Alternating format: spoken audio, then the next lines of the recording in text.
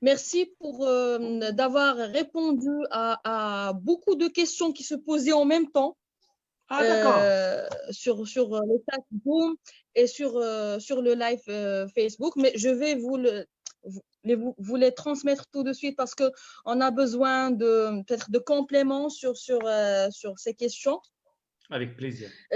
Tout d'abord, je remercie le club des dirigeants, à leur tête, Monsieur Driss Drif, le président Oui, du club, de merci nous Cédric. avoir permis de vivre ces moments de bonheur à travers ces webinaires variés. Aussi, un grand merci à Sekautar Rossi, le président Merci de la commission Cédric. accompagnement et formation, qui nous assiste et qui travaille jour et nuit pour qu'on ait des intervenants de qualité et des sujets de qualité comme celui d'aujourd'hui. Alors, il y avait des questions à travers le live de Facebook et aussi notre chat de Zoom. Je commencerai par le début. Là, on parlait de croyances limitantes et comment devenir objectif. Il y a des personnes qui se demandaient comment on peut démolir une croyance limitante ou plutôt la remplacer par une autre positive. Et aussi, comment on peut devenir objectif si on ne peut pas l'être. Je sais que vous avez répondu complètement partiellement à cela, mais si vous avez d'autres illuminations que vous pouvez partager avec nous à ce sujet. Absolument. Alors, je vais vous dire que ma réponse, c'est ce que je dis toujours, c'est step, step, step, step, step, step, step à l'infini. Maintenant, comment on change de croyance, etc. Notre cerveau est fait de 88 à 100 milliards de neurones qui sont tout simplement les cellules nerveuses. Chaque fois qu'on apprend quelque chose de nouveau, on crée des connexions neuronales, c'est-à-dire des connexions entre les neurones. D'accord?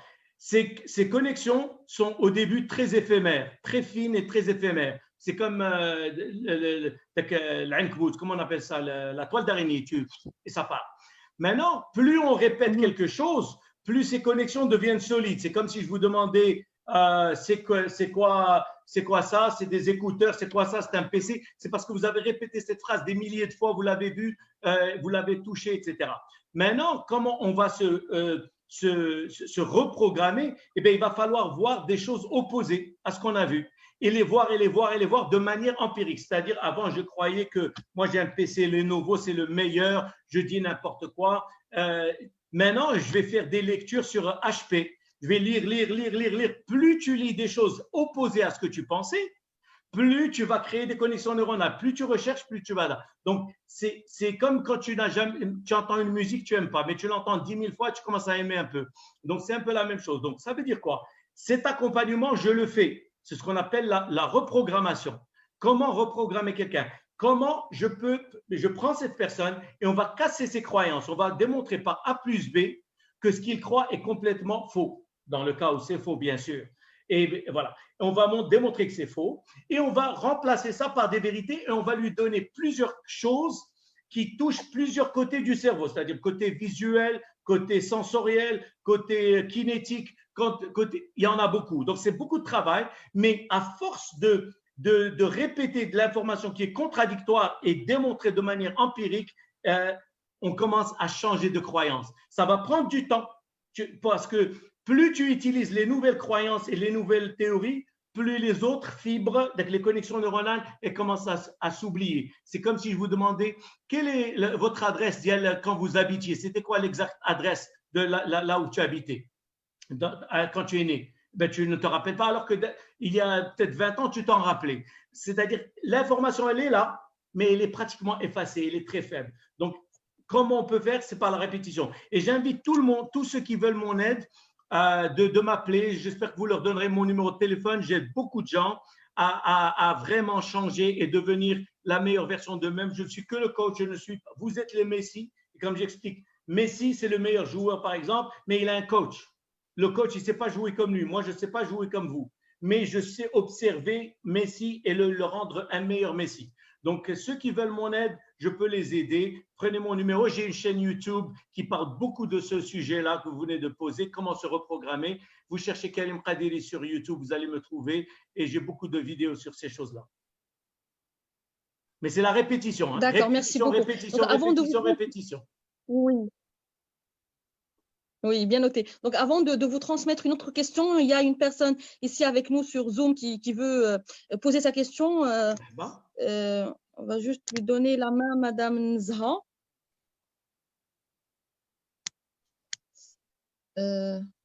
Voilà.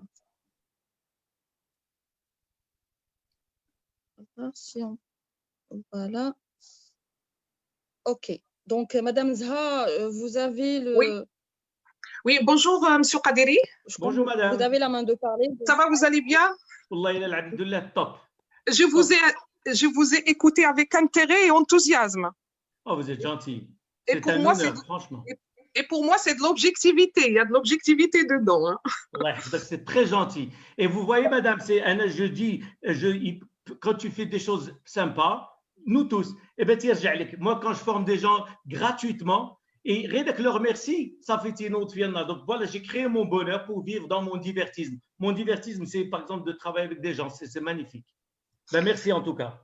Ben, merci à vous. Franchement, j'ai des petites réflexions, des petites questions. Alors, j'ai retenu que on est dans l'espace et dans le temps, on est dans un contexte particulier, bien sûr, on est vraiment, je peux dire, infiniment petit. Alors, quelle est notre influence? Quelle est notre influence sur la conscience et sur notre… Bien sûr qu'il y a une conscience individuelle, une conscience universelle, même si on ne peut pas le démontrer, comme vous avez dit, certaines choses qui ne sont pas prouvées. Donc, et je pense que tout ce qui est cosmologique, on ne peut pas le prouver scientifiquement. Donc, quelle est notre influence sur la conscience universelle? Je pense qu'on est bien responsable et qu'on a une part de responsabilité. Vous-même, vous avez dit qu'il faut être objectif, on n'est ni pessimiste ni optimiste, et une certaine objectivité qui influence quand même cette conscience universelle. Ça, c'est ma première question. J'en ai une deuxième, s'il vous plaît, je vais abuser de votre présence. Que pensez-vous de la notion de karma, de destin?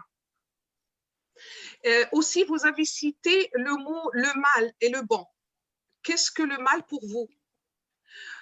Voilà, donc ces trois petites questions. Okay, je vais essayer de me rappeler, hein, parce que peut-être que je vais oublier, mais je commence par la première, je vais essayer de me rappeler. Vous avez pas déjà cette histoire de conscience universelle. Moi, je vous ai dit, je suis quelqu'un, tout ce qui est croyance, je peux même pas en discuter. Allez, parce que il croit ce qu'il veut. Mais si tu peux pas me donner une raison d'y croire, je veux même pas en discuter. C'est même pas un sujet. Parce que on se réincarne. Ok, je me réincarne. Mais tu dis ce que tu veux. Je peux même pas discuter avec toi. Si tu me donnes pas quelque chose qui donne parce que dans la vie, même dans la science, il y a la croyance, il y a l'hypothèse et il y a la théorie. Donc, si tu me demandes, je ne demande même pas des preuves, je demande l'hypothèse. Voilà pourquoi je pense qu'il y a une conscience universelle. Personne ne dit ça. C'est les nouveaux gourous d'aujourd'hui qui te disent des belles phrases qui ne veulent rien dire, qui ne peuvent pas démontrer. Donc, moi, je ne peux pas rentrer discuter avec eux. Si quelqu'un peut me dire quelque chose, je suis heureux d'en discuter et d'apprendre. Mais si c'est ta croyance, je n'ai pas d'argument. Tu crois qu'il y a du fromage dans la lune? Pardon? Je peux donner un exemple. Je peux donner un exemple que ça soit plus concret. Alors, n'étant pas ni négatif ni positif, tout en étant objectif.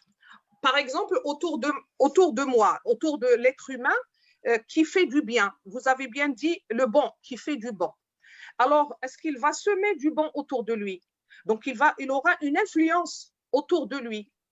Et c'est par là que je démarre pour parler de conscience autour de soi. Et si chacun de nous peut faire du bon, au lieu de faire du mal, il fait du bon, il y aura une influence tout autour. Et cette influence tout autour peut constituer cette hypothèse dont vous avez parlé, qui pourrait être une conscience individuelle de chacun qui peut donner une certaine conscience universelle. Est-ce que vous acceptez ça comme hypothèse? Non, parce que ce que je vois, ce n'est pas que je ne l'accepte pas, c'est que le mot conscience, est-ce qu'on dit conscience, c'est-à-dire que c'était quelqu'un de consciencieux, ou là, la conscience, c'est-à-dire je suis conscient qu'il y a une table devant moi, etc. Donc, est-ce que c'est le terme scientifique ou là, vous parlez la conscience moralité? Non, non, pas du tout. La conscience moralité, pas du tout. Parce que la conscience moralité, elle peut se greffer sur la réelle conscience. Je suis conscient de mes 5 sens. Je suis conscient de ce que je vois, de ce que j'entends, de ce que je touche. Et c'est pour moi, c'est ça, cette conscience. Donc, je suis présent à cette conscience, mais pas la conscience morale qui peut se greffer sur cette réelle conscience et peut faire, je ne vais même pas dire des gourous, mais peut faire des drames effectivement dans la vraie conscience. Ok, voilà. Maintenant, juste pour que je comprenne, est-ce que d'après vous, ce que j'essaie de comprendre, est-ce que d'après vous, il y a une conscience universelle, c'est-à-dire on est tous connectés à chez Haja, c'est ça? Qu'on voit les mêmes choses? C'est quoi cette conscience universelle? Ça veut dire quoi? Par exemple, on respire le même air, l'air ambiant. Ce n'est pas de la conscience, ça. Ce n'est pas de la conscience. Il peut y avoir de la conscience si chacun de nous est conscient de ce qui se passe autour de lui. Si chacun de nous est conscient de ses 5 sens, par exemple, être présent, est-ce que ça ne va pas constituer une conscience du groupe, par exemple, au sein d'une famille, au sein d'un groupe de travail, au sein d'un pays, par exemple?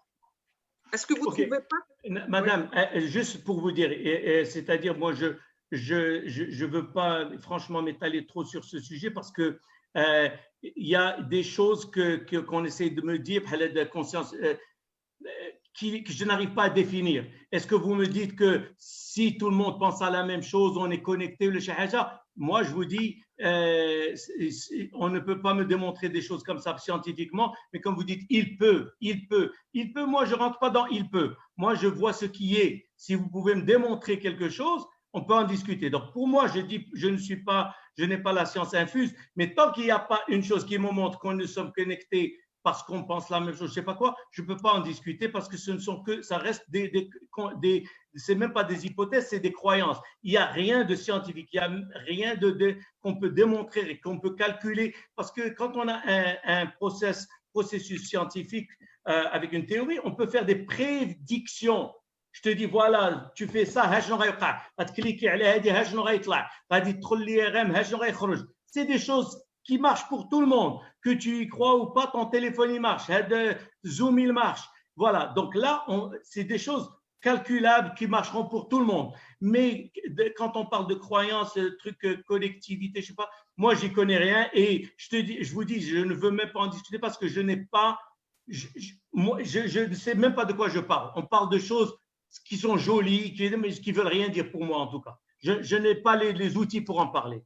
Est-ce qu'on peut parler de l'autre sujet, s'il vous plaît? C'était quoi votre autre question? Le karma. La notion de karma et la notion le mal et le bon. Vous avez cité le mal et le bon. Alors, c'est quoi le mal? C'est quoi le mal pour vous? Non, encore une fois, il n'y a pas de pour moi, madame. Plutôt le mal, c'est-à-dire, encore, ça dépend même culturellement. Donc, moi, on rentre, c'est-à-dire, ce n'est pas des choses qui vont nous aider dans le développement personnel aujourd'hui. Le mal, je dis n'importe quoi. Vous voyez un singe ou un chat, vous n'avez pas envie de le tuer, mais en Chine, ils tuent le chien et c'est mal. Donc, c'est relatif à la culture, au conditionnement, etc. Mais je pense que ça n'a rien à voir avec le sujet d'aujourd'hui qui est comment lâcher prise et être heureux et vivre de manière sereine, etc. Définir le mal, ça ne va pas nous aider. Et ce qui est mal pour moi est excellent pour vous. Fantini, une culture, une femme, c'est mal. Dans une autre, c'est mal. Donc, c'est subjectif et en fait, ce n'est pas mon sujet, franchement. Ce qui m'intéresse, moi, c'est comment vivre heureux. Pour moi, je ne veux pas chercher midi à 14h. J'ai un focus. Qu'est-ce que je peux faire pour être heureux, pour rendre les gens qui m'entourent heureux, etc. Donc voilà, c'est ça le truc du karma, bien sûr, parce que karma, c'est quoi? Ça veut dire que what goes around comes around, tu fais du bien, et bien c'est sûr qu'il va revenir. Tu es quelqu'un de magnifique qui fait le khair autour de lui, qui fait du bien autour de lui. Mais clairement que tu accentues tes chances que ce bonheur revienne vers toi. Tu es un salopard, tu voles à tout le monde, et il est pratiquement sûr que les gens vont te détester, que tu vas atterrir en tôle un de ces jours. Tu as plus de chance parce que, comme je dis, dans la vie, il n'y a pas de garantie. Il n'y a que la mort qui est garantie. Mais tout est question de probabilité. Tu fais beaucoup de choses bien, tu as des probabilités que ça marche. tu fais beaucoup de choses mal, tu as probabilité que ça ne marche pas. Tu as une pizzeria, tu fais d'excellentes pizzas, tu prends soin de tes clients, tes prix sont raisonnables, tu as du stationnement, probabilité que ça va marcher. Tu as une pizzeria, tu es nul, tu ne traites pas les gens bien, tu ne fais pas de publicité, tu n'as pas de stationnement, ben, probabilité c'est que ça ne va pas marcher. C'est aussi bête que ça, à mon avis. Merci pour vos réponses, Monsieur Kadiri. Merci beaucoup. Merci, madame. C'est madame Hefti, yeah? Oui, c'est Nzha Hefti, d'El Jadida. Enchanté, madame. Merci beaucoup. Merci à vous. Merci. Ben, merci beaucoup, Madame Zahra, pour vos questions. Merci aussi Monsieur Kadiri, pour ces éclaircissements. Et il y a aussi un deuxième sujet qui a fait un tout petit débat, que ce soit sur Zoom ou sur Facebook, c'est le fait qu'on ait le résultat, si on veut dire, de nos générations, de nos antécédents. Et du coup, est-ce qu'on a la possibilité ou le droit de changer le futur? Parce que nous, on contribue dans la construction de notre futur. On contribue dans la formation de notre conscience, de notre connexion. Et comment on peut être en même temps le résultat du passé? Et est-ce que le fait d'être ce résultat de ces antécédents ne va pas nous empêcher à vivre et adapter notre futur? Eh bien, justement, pourquoi on fait du développement personnel? J'essaie de répondre à toutes les questions en une seule question parce qu'il y avait pas mal de questions sur ce sujet. Il n'y a pas de problème, madame. Donc, juste pour vous dire, madame, pourquoi on fait du développement personnel? Comme j'enseigne tous les jours, je dis le développement personnel, c'est combattre sa nature. OK? Moi, je ne vais pas dire, moi, je suis né à Bangladesh, c'est comme ça qu'on est, ben, je vais rester toujours comme ça. Moi, je suis né en Suède, c'est comme ça qu'on fait, on reste comme ça. Donc, à quoi ça? On ne ferait pas d'études, on ne ferait pas de développement personnel, on ne ferait pas de recherche, on ne ferait pas de neuropsychologie, on ne ferait pas de rien. Mais bien sûr qu'on peut changer. Maintenant, il faut que les gens comprennent que le changement prend du temps. C'est comme si tu veux transformer ton corps. Tu pèses 250 kilos, demain tu veux être svelte avec des abdominaux, ça ne va pas marcher. Et ça prend du temps. Donc, il faut que j'explique des bases, il faut que je travaille avec la base et le cerveau. Une fois que tu as une base, tu peux commencer à évoluer très vite. Maintenant, bien sûr, tu vois que tu n'es pas convaincu de ton mode de vie ou certaines choses. Mais bien sûr, commence. Qu'est-ce que tu veux? Il faut commencer à rechercher les choses qui te titillent un peu. Ça ne me paraît pas très logique. Et essaye de devenir objectif. Parce que quand on recherche des choses et on est attaché au résultat, je veux que ce soit la vérité, mais tu n'es pas objectif. Et tu ne vas pas arriver à la réalité. Il faut que tu te dénues de toute croyance, toute valeur préalable et tu recherches avec totale objectivité. Et tu n'as pas peur de ce que tu vas trouver. D'accord? Et tu peux trouver que tu as tort. Mais quand tu vas trouver que tu as tort, eh bien, tu évolues. C'est ça qui est bien. C'est comme la science. Comment on est arrivé à faire des avions, des fusées, des IRM? C'est parce que la science, elle cherche toujours à prouver ses théories fausses. Quand elle trouve un truc est faux, ça veut dire qu'elle a fait un pas en avant. D'accord? Elle ne reste pas dans le confort de croire ce qu'elle veut. Donc, bien sûr qu'on peut. Même si je suis né au Bangladesh, ben, je peux devenir un metteur en scène aux États-Unis. Même si je suis né aux États-Unis, je peux devenir quelqu'un qui vend des sandales. On peut changer si on veut. On remplit son cerveau d'autres choses. Je suis le fruit de ce qu'il y a dans ma tête. Si j'apprends demain l'allemand, je vais devenir différent. D'accord? Parce que j'aurais changé et c'est ça ce qu'on appelle la neuroplasticité.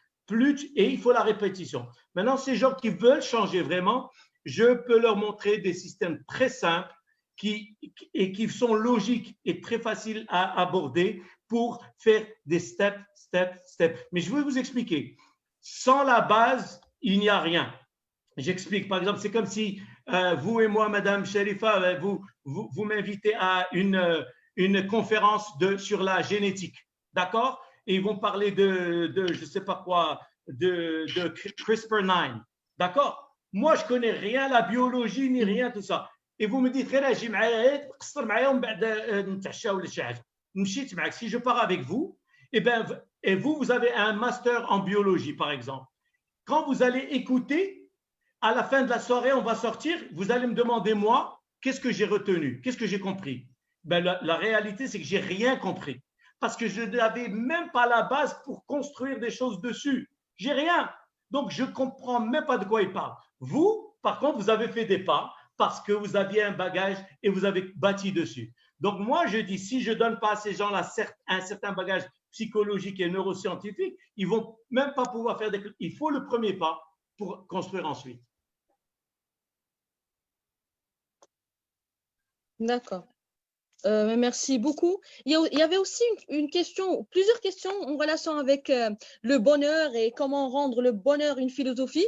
Et aussi, il y a une personne qui s'est demandé, est-ce que vivre consciemment, ça veut dire vivre l'instant présent et ne pas lier le bonheur à aucune autre chose, est-ce que ceci sont les clés du bonheur?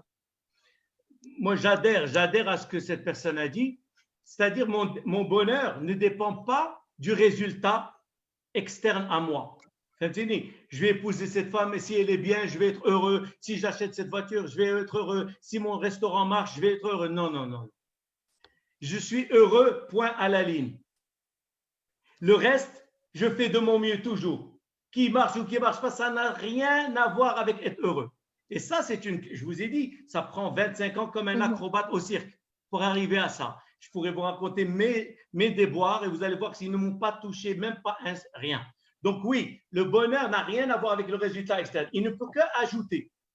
Mais si c'est mauvais, ben c'est normal. J'étais prêt déjà. Je sais que ça peut foirer, que cette femme peut être mauvaise, que mes enfants peuvent être attardés, tout est possible. Et je vais être heureux, point à la ligne. Je ne vais pas dire, j'allais être heureux, mais mon enfant est attardé. Non, je suis heureux, period. Magnifique. En fait, on dit que le bonheur, ou parmi les choses qui nous rendent heureux, c'est avoir une mission dans la vie, avoir notre propre mission dans cette vie. En fait, pourquoi je vous dis ça? Il y avait une personne aussi qui nous a dit, elle demande quel est notre rôle dans la vie. Et est-ce qu'on peut lier cette notion de rôle dans la vie à la mission de vie et tout ceci au fait de vivre le bonheur qui est notre quête? Alors ça, c'est justement l'existentialisme qui est né avec le XXe siècle. Vous parlez, vous continuez. OK, anyway. C'est Albert Camus, Jean-Paul Sartre, etc. Oui, tu donnes un sens à ta vie, etc. Ça, c'est une manière de voir la vie et la philosophie. Sauf qu'aujourd'hui, on ne parlait pas vraiment de ça. Aujourd'hui, on n'a pas parlé du côté, comme on dit en anglais, tit for tat. Il faut ça pour avoir ça. Je donne un sens à ma vie. Et là. Si on sort du côté philosophique et on revient à la réalité qu'on vit plutôt tous les jours, ben oui, quand j'ai une mission, je dégage de la dopamine. C'est-à-dire quand je sais que dans 2 jours, je vais aller en Suisse, je suis excité. Mais ça n'a rien de philosophique, ça c'est purement scientifique. Quand ce que tu fais a une raison d'être, quand ce que tu fais a un débouché, bien sûr, quand tu vas être heureux. Tu cuisines pour des pauvres, bien sûr tu es heureux. Tu fais je ne sais pas, quand tu enseignes gratuitement pour aider des gens, tu es heureux. Ça, c'est le côté qui n'a rien de philosophique. Là, on revient au bonheur du côté plutôt simple et scientifique. Oui, tout ce que tu fais, et le bonheur dont parle cette personne, c'est dans l'anticipation. C'est pas dans l'acquisition, parce que tu rêves de cette Rolex et tu flippes, et c'est cette excitation que tu vas l'avoir qui t'intéresse. Une fois que tu l'as, après 1 semaine, tu n'en as rien à foutre. Ça y est, tu as une montre et puis c'est tout. Donc, L'anticipation, il faut toujours avoir des petits, ça c'est un autre truc que j'enseigne, mais ça c'est plutôt dans la science et le pur. Donc, chaque fois que si tu veux être excité, c'est quand tu as une anticipation. Tu anticipes un voyage, tu anticipes une action, ça donne de l'excitation. Mais une fois que c'est pour ça que quand on se marie, c'est l'excitation, je veux me marier, mais après tu te maries, ben, après 15 ans, il n'y a pas cette excitation parce que ça y est, tes neurorécepteurs, ça fait, ils sont bien tassés, ils sont, comment on dit, ils ne dégagent plus rien, tu ne ressens plus rien. Donc, on a besoin de créer toujours de nouveaux objectifs pour toujours être stimulé. Mais là, on ne parle plus de philosophie. Et quel est le but de la vie? Ça, c'est dans cet esprit-là. Moi, je dis, chacun doit savoir ce qu'il veut. Très souvent, quand je forme sur le développement personnel, je demande aux gens, okay, qu'est-ce que tu veux? Qu'est-ce que tu veux, madame? Qu'est-ce que tu veux de la vie? Et beaucoup de gens ne savent même pas ce qu'ils veulent. Ils sont rentrés, ils ont pris un boulot, ils sont là et ils ne sont pas très heureux, mais ils ne savent pas pourquoi ils ne sont pas heureux et tout ça. Mais non, mais qu'est-ce que tu veux? Tu as une seule vie. Moi, j'ai une seule vie. Donc, l'option de ne pas être heureux n'est pas une option. D'accord? Donc, qu'est-ce que tu veux? Et est-ce que tu as choisi la voie que tu veux? Non, on rentre dans le développement personnel. Je dis aux gens, c'est comme si ta quête de bonheur, c'est comme si tu rentres dans une autoroute et il y a 100 km devant toi. Mais toi, tu te fatigues, tu prends la première sortie de l'autoroute. Ne viens pas te plaindre demain parce que tu n'as pas fini ta trajectoire. Donc, si tu sais ce que tu veux, eh ben, tu continues. Et comme on a dit, si c'était facile, tout le monde le ferait. Pour arriver à se lâcher prise, ce bien et tout ça, eh ben, ça mérite de se battre. Moi, par exemple, j'ai dû quitter l'emploi chez des gens pour travailler tout seul comme un hippie dans ce que je fais. Eh ben, j'ai pris des coups. Ça prend du travail et beaucoup de sacrifices, comme ceux qui sont allés devenir médecins. Ils ont pris 7 ans d'être là. Est-ce que tu es prêt à payer le prix pour avoir ce que tu veux? Non, moi, je veux ce que je veux, mais je n'ai pas envie de payer le prix. Et ce n'est pas possible. Donc, si tu es prêt à souffrir pour arriver à ton but, ça, c'est du bonheur. Mais il ne faut pas négliger le parcours, parce que quand tu vas vers ce parcours, tu es heureux parce que tu es en train d'opérer dans ce que tu aimes. Ne l'oublions pas. Oui, d'accord. Donc, on doit déjà savoir ce qu'on veut réellement et par la suite se demander et répondre honnêtement à la question de est-ce que je suis prêt à payer la contrepartie de ce que je veux. Maintenant, comme on est sur la fin de cette séance, si vous pouvez partager avec nous juste une toute petite simple technique si une personne veut savoir qu'est-ce qu'elle veut, mais elle ne sait pas comment faire, elle est dans la conscience qu'elle veut savoir ce qu'elle veut, mais elle ne sait pas comment faire. Est-ce qu'il y a quelque chose de très simple qu'elle peut faire et au moins elle lui met sur le chemin de cette quête qu'elle a? OK. Alors là, on est sorti encore une fois avec plaisir. Je suis heureux de répondre parce que je suis quelqu'un qui a connu beaucoup de souffrances dans ma vie. J'étais perdu et quelqu'un m'a réorienté et tout ça. Donc, je suis heureux de partager. Alors, la réponse, elle n'est pas courte, mais elle est très importante. Comme j'explique très souvent, on parle à des enfants qui ont 4, 5, 6 ans. Tu lui dis, qu'est-ce que tu veux devenir quand tu seras grand? Eh bien, cet enfant, à 5 ans, il te dit, moi, j'ai envie d'être médecin, j'ai envie d'être pilote, j'ai envie de je ne sais pas quoi. Et effectivement, à 30 ans, il est médecin et il est pilote, je ne sais pas quoi. Parce que cet enfant est une exception, mais il y en a qui vraiment, ils avaient une vocation, ils savaient ce qu'ils voulaient. La plupart d'entre nous, à 25 ans, on ne sait pas du tout ce qu'on va faire, peut-être 30 ans, 35 ans. Très bien. Maintenant, comment on va savoir? Il y a plusieurs manières et je fais partie de ce lot-là. Il y a un truc que je dis aux gens, c'est-à-dire quand tu es chez toi, ferme les yeux et rêve, pose-toi la question, où c'est que je veux être dans 5 à 10 ans? Où c'est que je me vois? Et tu vas commencer à te voir, là, je vais être docteur Kadiri, ou là, j'ai ma pizzeria, ou là, j'ai mon, je sais pas quoi, mon magasin d'habits, ou là, je suis architecte. Tu commences à visualiser le truc, et c'est du rêve libre. Hein. Personne, tu es tout seul. Tu rêves. Dès que tu vois cette image, c'est celle-là. Et elle est ambitieuse. Il faut ne pas oublier que nos rêves, ils sont généralement ambitieux. Je vais avoir une villa, je vais habiter en Australie, je vais être en Californie, je vais faire ça, je vais être acteur, je vais être chanteur. Maintenant que tu as vécu ça, tu sais, c'est ça ta vocation. Je dis toujours, ta vocation, c'est ce que tu aurais fait si l'argent n'était pas un souci. Il n'y a pas d'argent, l'argent n'est pas un souci. Qu'est-ce que tu veux faire? Ah, moi, je vais être un surfeur. Ben, va faire du surf, tu peux gagner de l'argent. Je veux être un acteur. Va faire de l'acteur. Je veux être commercial. J'adore le commerce. Va faire du commerce, il y a de l'argent. Je veux être dans la technologie. Va dans la technologie, il y a de l'argent. Il y a de l'argent dans tout. D'accord? Ce n'est pas des secteurs qui sont rapporteurs, c'est l'humain. Tous les secteurs sont rapporteurs et dans le même secteur, il y a des gens qui crèvent la dalle et il y en a qui ont plein de succès. Donc maintenant, essaye de rêver de où c'est que tu veux et ça va te donner un petit sourire, tu vas être très content, tu vas t'imaginer dans ce truc-là. Très bien, ça c'est ta vocation. Va le faire. Maintenant, sache que ça ne va pas être impossible et ça ne va pas être facile non plus. Ça va être difficile. Maintenant, est-ce que, comme vous avez dit, Madame Souissi, est-ce que tu es prêt à payer le prix? Celui qui a voulu être médecin, on utilise médecin parce que c'est une métaphore très claire, eh bien, il a compris avant de commencer sa trajectoire qu'il avait 7 ans au moins devant lui et sans gagner un rond. Et Aed, après 7 ans, il va faire autre chose. Aed, il doit prendre un local. Aed. Donc, il connaissait son sacrifice et il a dit, je vais le faire parce qu'au moins dans 8-9 ans, je vais être en une très bonne situation. Très bien. Donc, ça, c'est une manière. La deuxième manière pour te motiver, c'est la paradoxe. Je dis aux gens, imagine-toi, ferme les yeux et imagine-toi que tu es en train de faire encore la même chose que ce que tu es en train de faire aujourd'hui. Dans 5 ou 10 ans, tu es encore là.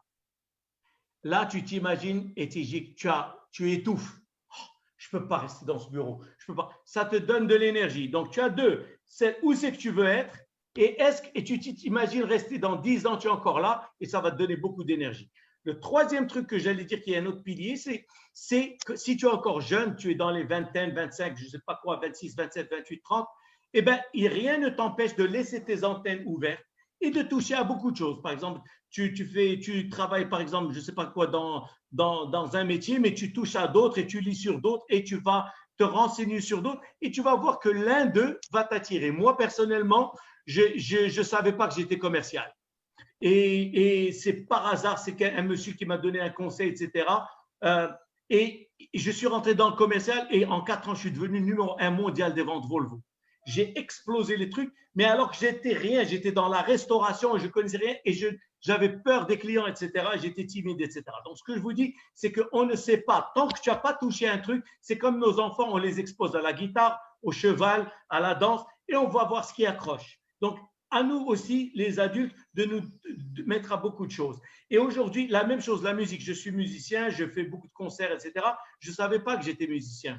Mon oncle a acheté un piano électronique à mon petit frère, mais mon petit frère ne le voulait pas, il l'a laissé et j'ai commencé à jouer et il s'est avéré que j'avais une fibre un peu artistique. Donc, sans avoir touché, on ne peut pas savoir. Donc, je dis, lise, je dis, la vie, c'est comme YouTube.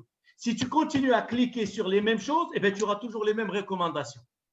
Maintenant, la vie, il faut cliquer sur autre chose. Toi, tu es toujours dans les chevaux. Maintenant, touche la cuisine, touche la mécanique quantique, clique sur la danse, clique sur la physique, clique sur les maths, clique sur je ne sais pas quoi. Et tu vas voir d'autres recommandations. Là, tu seras plus riche. Et sors de ton cercle. Si tu ne vois que toujours c'est comme lire un seul bouquin. Si tu lis un seul bouquin, tu ne peux pas t'instruire. Il faut changer les sources d'information. Et tu vas voir que quelque chose va t'attirer. Et une fois que ça t'attire avec passion, eh ben, tu traces. Tu sais que c'est dur, mais ça vaut le coup parce qu'à la fin du tunnel, tu es heureux, tu sombres dans la jouissance et dans ce que tu es.